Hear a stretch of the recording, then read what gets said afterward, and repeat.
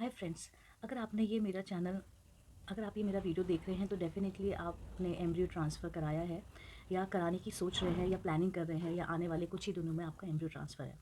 Okay, मेरे पास Instagram पे काफ़ी क्वेश्चंस आए हैं कि आफ्टर गेटिंग योर ईएसजी अगर आपका एम्ब्रियो ट्रांसफ़र हो चुका है, राइट, एम्ब्रियो ट्रांसफ़र हो चुका है, वो 14 गोल्डन डेज़ आपको मिले हुए हैं। तो उसमें काफ़ी सारे क्वेश्चंस होते हैं, काफ़ी सारे क्वेश्चंस हमारे दिमाग में भी आते हैं, क्योंकि 14 दिन 2 हफ्ते बहुत लंबा टाइम होता है और हमें पेशेंस के साथ, उम्मीद के साथ, डर के साथ हमें मतलब बहुत सारे नेगेटिव चीज़ें हमारे दिमाग में चल रही होती हैं कि अगर ये हमारा आईवीएफ सक्सेसफुल हुआ, नहीं हुआ, कैसे होगा, कैसे नहीं होगा, हम क्या कर सकते हैं, क्या नहीं कर सकते हैं। तो इसी के रिलेटेड मैं ये आपको वीडियो बना रही हूँ और मैं कोशिश करूँगी कि आपके सभी सवालों के जो मेरे पास इंस्टाग्राम के थ्रू क्वेश्चंस आए हैं, मैं उसके सारे के सारे जवाब आपको दे पाऊँ। अगर कोई कवर नहीं हो पाता है, उसके लिए मैं पहले से सॉरी बोलती हूँ आपको, बट डेफ़िनेटली मैं आपके सारे क्वेश्चंस का आंसर पर्सनली भी देने को रेडी हूँ। आप मुझे इंस्टाग्राम पे मैसेज कीजिए, ठीक है? और आप कमेंट भी कर सकते हैं, कमेंट में भी पूछ सकते हैं। ओके, सबसे पहले कॉन्ग्रेचुलेशन टू यू ऑल अगर आपका एम्ब्रियो ट्रांसफ़र हो चुका है। मैं सबसे पहले आपको ये चीज़ बोलूँगी कि आफ्टर एम्ब्रियो ट्रांसफ़र जो 14 डेज़ होते हैं, उसमें आपको काफ़ी ज़्यादा पॉजिटिव रहना है, काफ़ी ज़्यादा हैप्पी रहना है, क्योंकि मैं समझ सकती हूँ कि उसमें काफ़ी ज़्यादा डर रहता है, काफ़ी ज़्यादा खौफ़ आता है और नेगेटिव चीज़ें ज़्यादा हमारे दिमाग में घर करती हैं कि एम्ब्रियो ट्रांसफ़र हुआ, नहीं हुआ, कैसे होगा, कैसे नहीं होगा, अगर इम्प्लांटेशन नहीं हो पाया, ठीक है? And all the time like आप अपनी बॉडी को स्कैन करते रहते हो ड्यूरिंग दैट 14 डेज़। तो मेरी आपसे रिक्वेस्ट है, be positive, be happy, try to be happy. जो होना है वो तो होकर ही रहेगा। भगवान है, ऊपर वाला है, डॉक्टर ने अच्छे से काम किया है, आप अपना अच्छे से ध्यान रखिए, तो डेफ़िनेटली आपको पॉजिटिव रिज़ल्ट मिलेगा। अच्छा, अच्छे से ध्यान आपको कैसे रखना है? मैं आपको बताती हूँ। जो 14 डेज़ होता है उसमें आपको टोटली 110% आपको बेड रेस्ट नहीं करना है। आप धीरे-धीरे मूवमेंट कर सकते हैं, आप हल्का-फुल्का काम कर सकते हैं। लाइक आपने जिसमें प्रेशर ना आए, जैसे सब्जी काट दिया, ठीक है? और कपड़े फ़ोल्ड कर दिए आपने, या आप अपना ड्रेसिंग टेबल आप तैयार कर सकते हैं, राइट? बहुत छोटे-छोटे हल्के-फुल्के काम कर सकते हैं, इट्स नॉट मैंडेटरी। और वो 14 डेज़ है, अगर आप काम भी नहीं करते हैं, इट्स ओके। आप मूवी देखिए, आप आपको जो गेम पसंद है आप वो खेलिए, आपको जिससे बात करना अच्छा लगता है आप उससे बात कीजिए, राइट? आप अपना ये एक्सपीरियंस लिख सकते हो, आप अपने आप को एक्सप्लोर कर सकते हो, आप अपनी पुरानी पिक्चरें देख सकते हो, आप अपने पेरेंट्स से बात कर सकते हो, दोस्तों से बात कर सकते हो।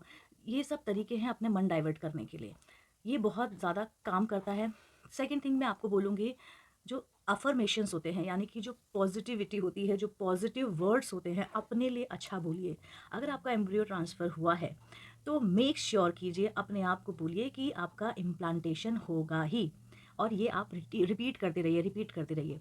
ओके, मैं आपको एक पर्सनली एक एडवाइस करूँगी।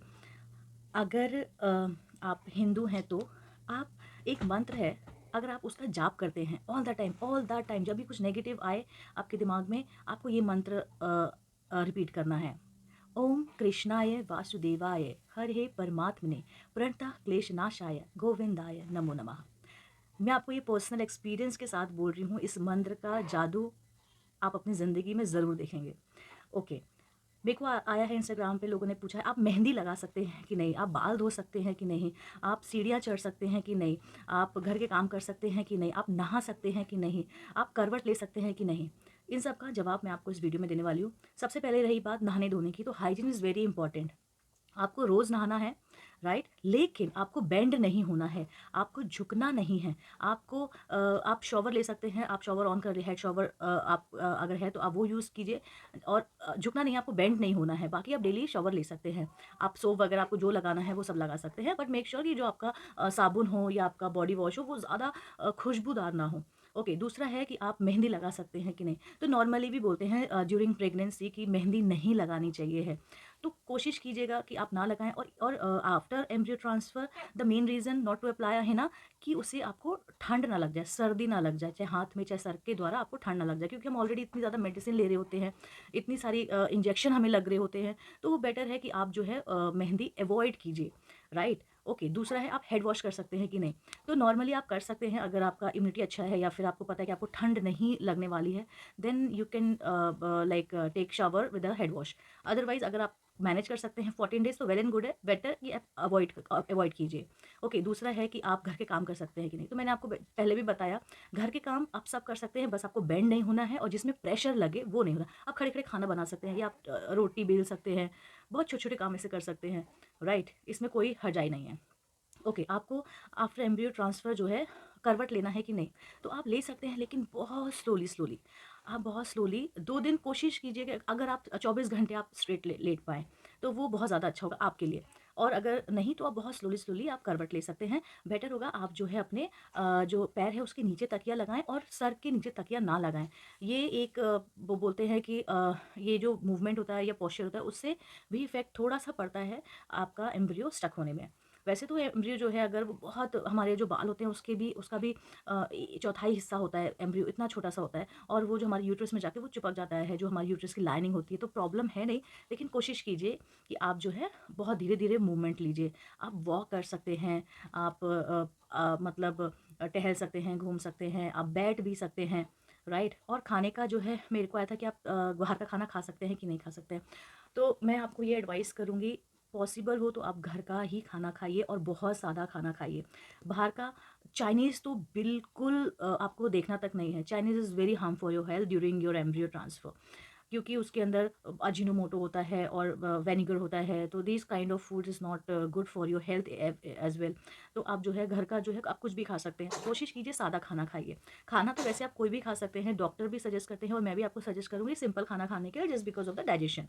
क्योंकि उसमें अगर आपको कॉन्स्टिपेशन हो गया देन इट्स क्वाइट रिस्की। अगर आपका पेट दर्द हो रहा है या कोई भी प्रॉब्लम हो रही है, डाइजेशन में प्रॉब्लम हो रही है, पेट फूल रहा है, ये सब चीज़ें, क्योंकि आप कोई मूवमेंट नहीं कर रहे हैं ना कुछ भी हार्ड, तो इसलिए आपको दवाइयाँ ना लेनी पड़े और ये सब आपको प्रॉब्लम फेस ना करनी पड़े, just because of this only advice करते हैं कि आप जो है घर का बना ही खाना खाइए।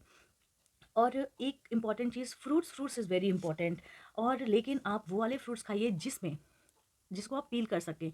मतलब आप एप्पल खा सकते हो, ऑरेंजेस खा सकते हो, बनाना खा सकते हो, पोमेग्रेनेट खा सकते हो, आप कुछ अमरूद खा सकते हो। बट मैं वही आपको सजेस्ट करूँगी जिसको आप छील पाओ। अंगूर से बहुत दूर रहिए बिकॉज़ अंगूर में बहुत ज़्यादा केमिकल होता है, उसको रखने के लिए बहुत पेस्टिसाइड्स भी डाला जाता है, जो कि आप वॉश कर लेते हैं फिर भी वो बाहर नहीं आते, तो वो थोड़ा हार्मफुल हो जाता है। बाकी आप कोई भी फल खाइए, बस पपीता, अनानास ये सब चीज़ें छोड़ के, राइट? और मैं अगर आपको इसके अलावा भी कुछ जानना है, इसके अलावा भी आपके पास कोई क्वेश्चन है या कुछ जानना है आपको, तो मेरी फ़ेसबुक आईडी भी है और मेरा इंस्टाग्राम भी है। आप मुझे इवन दो चैनल पे भी आप मुझे मेरे यूट्यूब चैनल पे भी कमेंट कर सकते हैं। मैं आपके हर एक क्वेश्चन का आंसर देने के लिए रेडी रहूँगी। आपकी इस जर्नी में मैं हमेशा आपके साथ रहूँगी। And best of luck and hope so कि आप मुझे कमेंट करें कि I blessed with a baby girl और I blessed with a Kanha ji. Thank you very much to watching my channel.